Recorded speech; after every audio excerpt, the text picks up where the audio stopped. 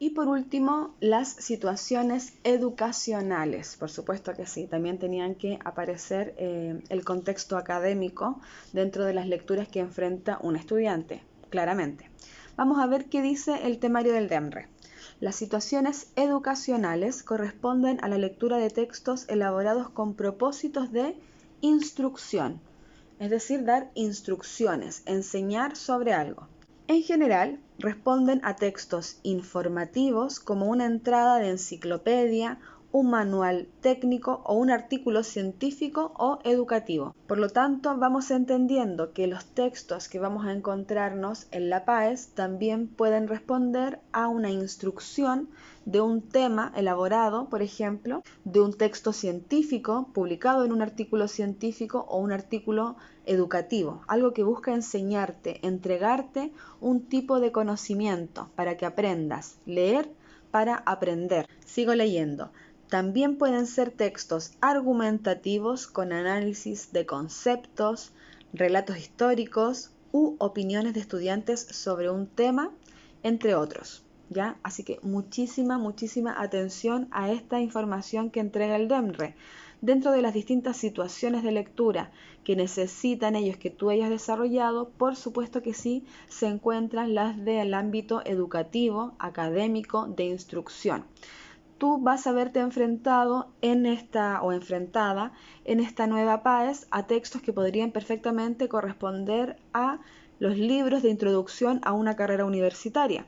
Si vas a estudiar enfermería, si vas a estudiar psicología, sociología, pedagogía, derecho, ingeniería, lo que sea, cada carrera tiene un texto de base, ¿verdad? Un texto que es como el texto madre. Por ejemplo, yo que estudié pedagogía del lenguaje, era Ferdinand de Saussure.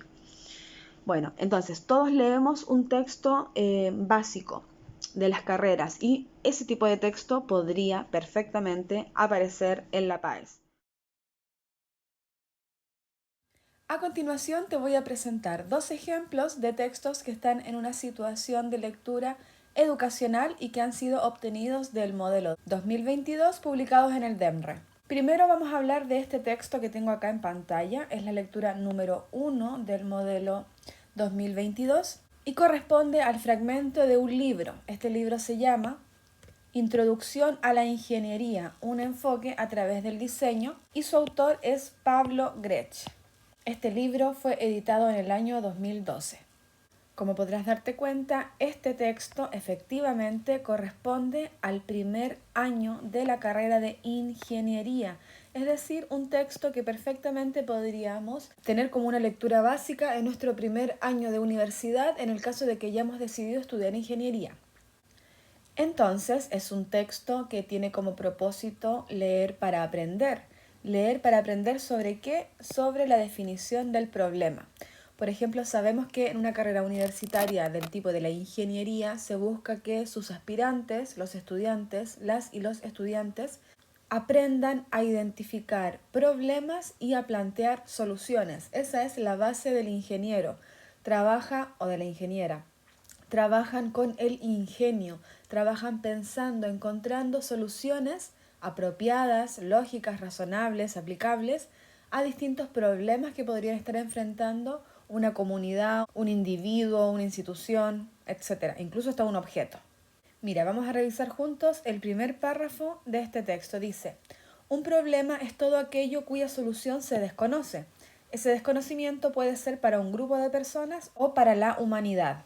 Por ejemplo, el procedimiento para colocar a un hombre en la luna ya no es un problema para los Estados Unidos, pero sí para el resto del mundo. La curación del SIDA o del cáncer son problemas de la humanidad. Nadie ha resuelto estos problemas aún. La contaminación del medio ambiente sigue siendo un problema para la humanidad, aunque se hayan planteado soluciones parciales al mismo. Entonces, en este primer párrafo de introducción al texto definición de un problema, nos parte definiendo problema como todo aquello cuya solución se desconoce. Y a medida que se va desarrollando este texto, por ejemplo, nos presenta que existen distintos tipos de problemas. Se nos dice qué es necesario para encontrar la solución a un problema, todas las características que hay que considerar y también nos indica que no se considera un problema. no se consideran problemas aquellos casos en los que solamente es necesario aplicar una fórmula y se conocen todos los datos. Estos serían ejercicios matemáticos. Un problema entonces no sería un ejercicio matemático en el que solamente tenemos que aplicar una fórmula como parte de la solución. Y aquí nos presenta un ejemplo sobre lo que sería efectivamente solucionar un problema asociado a una solución que se desconoce. Entonces, en todos estos casos existe una situación actual que se desea mejorar, pero el conector de restricción se desconoce la manera de lograrlo.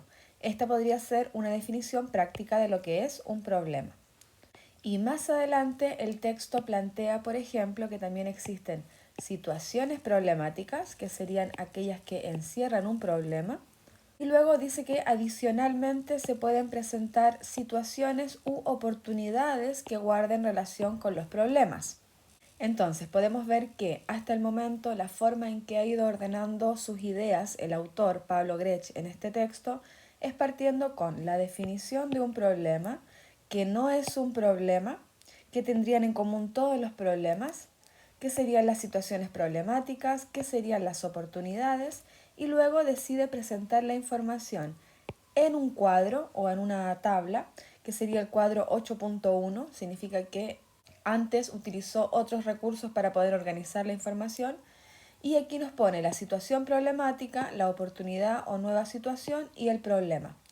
Si lo vemos desde un punto de vista crítico en cuanto a la organización de la información, la verdad es que se nos haría mucho más sencillo que en el cuadro se comience hablando del problema, ya que ha sido lo primero que aparece en el texto. Y después pase por la situación problemática, que es la segunda idea, y por último las oportunidades, que sería la tercera idea.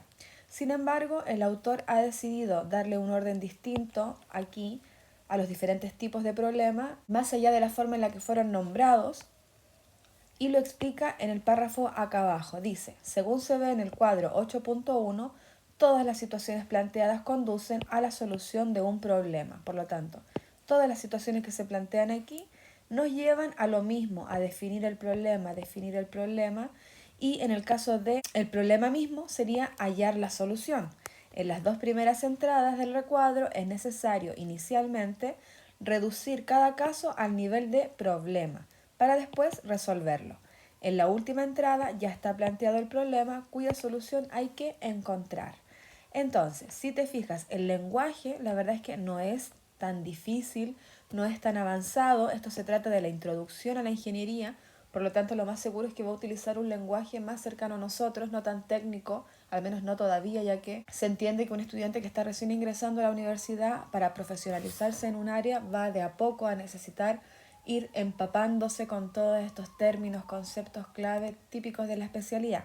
Más adelante el autor continúa hablando sobre cómo resolver un problema y nos sigue dando distintos ejemplos para que un ingeniero aprenda que un problema se debe investigar a fondo, se debe encontrar realmente la causa del problema y proponer de esta forma la mejor solución.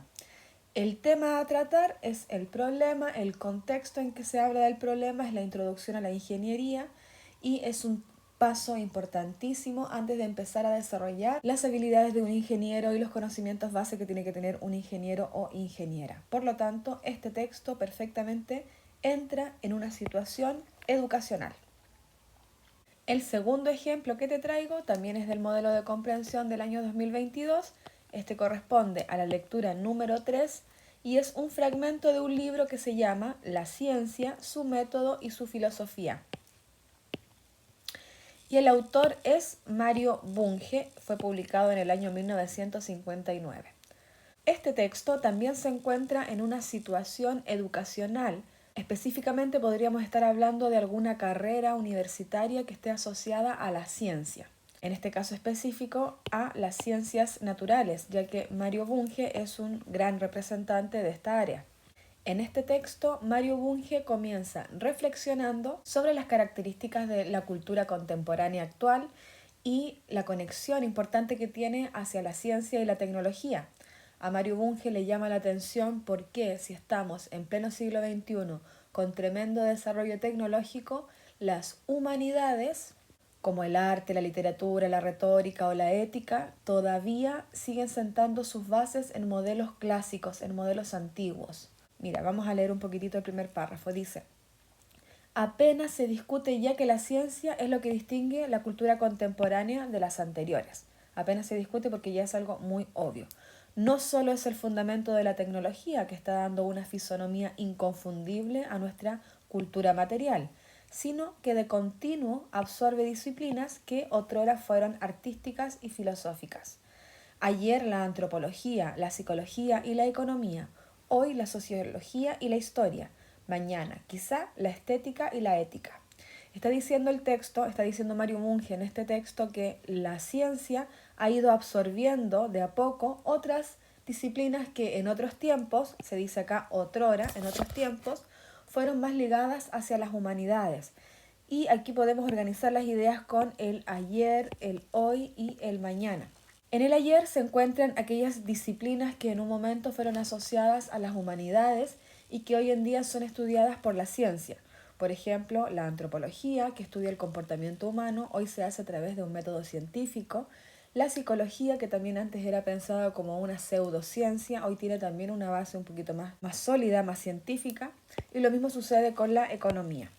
Actualmente las disciplinas sociología e historia están también siendo absorbidas por la ciencia, pero yo no lo veo como algo malo, sinceramente, por el contrario.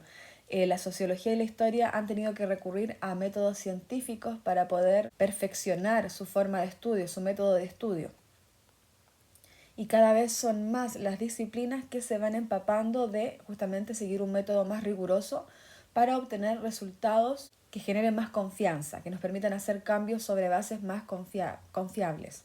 Y bueno, sí dice que mañana quizá significa que en el futuro, en un posible futuro, existan otras disciplinas que hoy en día son parte de las humanidades y tal vez quizá mañana, en un futuro próximo, también sean absorbidas por la ciencia. ¿Qué disciplinas podrían ser estas? La estética y la ética. El autor de este texto está defendiendo la idea de cómo la ciencia es imprescindible conocerla, entenderla hoy en día, e incluso hace una comparación entre lo que hace un siglo atrás se entendía como una persona ignorante, por ejemplo, alguien que no conoce la Ilíada, la obra clásica de Homero, y lo que es hoy una persona ignorante. Podría serlo con igual justicia quien ignora los rudimentos de la física, la biología y la economía, de las ciencias formales. Al final del primer párrafo, el autor deja ver su inclinación hacia las ciencias y también un pequeño desprecio o desmedro a las humanidades más clásicas, siendo que están como descontextualizadas, como que ya no nos sirven tanto. Dice: con razón, porque estas disciplinas nos ayudan mejor que Homero a desenvolvernos en la vida moderna. O sea, las disciplinas como la física, biología, economía, las ciencias formales, nos van a ayudar mucho mejor que la Ilíada a desenvolvernos en la vida moderna. Y no solo son más útiles, sino también son intelectualmente más ricas. El autor plantea al comienzo del segundo párrafo que no significa necesariamente desdén contra las artes y las humanidades, y él piensa que no significa que una persona sea digna de admiración si es que no se deja asombrar por la belleza, o una persona que menosprecie la investigación filológica. La filología es la ciencia que estudia la construcción de textos a lo largo del tiempo, de los textos literarios también considerados acá. Él plantea que lo criticable dentro de todo esto, su opinión es que en el siglo de los mayores avances sociales y de la energía nuclear se siga sosteniendo que la literatura y la crítica literaria deben seguir siendo el eje de la cultura, o por lo menos la base de la formación cultural. Y bueno, ya hacia el final el autor se pregunta: ¿cómo lograr eficazmente la integración de la ciencia y las humanidades en la enseñanza universitaria? Es una pregunta bastante sensata, la verdad. ¿Cómo podemos hacer que se integre la ciencia y las humanidades, que no se vean como opuestos? Dice que la solución que suele ofrecerse en algunos países consiste en agregar trabajo de laboratorio al plan de estudio de humanidades y literatura al plan de estudios de ciencia. En realidad es como sumar asignaturas de un tipo dentro de la malla del otro tipo. No debe asombrar que esta solución sumista fracase, sumista porque suma. Bueno, le agregamos una asignatura de literatura a los científicos. Entonces, lo que se agrega se considera materia blanda, que se tolera y estudia a desganos, como ya me va a tocar hacer este trabajo de literatura porque el currículum dice que ojalá seamos integrales. Entonces no se tolera y se estudia a desgano, sin que deje rastros. Entonces no penetra realmente, no es algo que se aprenda. No se logra una reorientación de los estudios universitarios y de la mentalidad de los estudiantes con el mero agregado de cursos. Si lo que se busca es una síntesis desde el punto de vista de tesis, antítesis, ciencia, humanidades, síntesis, una integración total, debe ensayarse una solución integradora y no aditiva. ¿Por qué no ensayar el cultivo de una actitud filosófica en las ciencias naturales? Ahí está el planteamiento del autor. Entonces, para hacer esta integración, cultivar, desarrollar, que los estudiantes tengan una actitud filosófica dentro de las ciencias naturales y sociales y a la vez una actitud científica en la filosofía y en las llamadas humanidades. No hay por qué buscar la ciencia fuera de las humanidades cuando lo que se requiere es encararlas en forma científica. Ni hay por qué buscar la filosofía fuera de la ciencia cuando se sabe que ésta posee sustancia filosófica. Ese es Mario Bunge en su fragmento de la ciencia, su método y su filosofía, y es una pequeña reflexión que suelen leer los estudiantes de primer año de universidad, de una carrera científica, incluso lo podríamos leer hasta en una carrera humanista, para ver esta idea, esta oposición que se hace siempre entre ciencias y humanidades y una propuesta sobre la integración de ambas en un currículum que realmente forme a los especialistas de manera integral. El contexto en que se puede leer este texto, por supuesto que es una situación educacional. Y eso ha sido todo por el módulo 4. Ya hemos revisado las 3 situaciones de lectura con sus distintos ejemplos. La idea es que de ahora en adelante tú, cada vez que enfrentes un texto, también te preguntes en qué situación de lectura me encontraría este texto. ¿Será que personal, pública o educacional? Y vas a ver cómo te ayuda también a comprender mejor el texto. Vamos a seguir. Nos vemos en el siguiente módulo.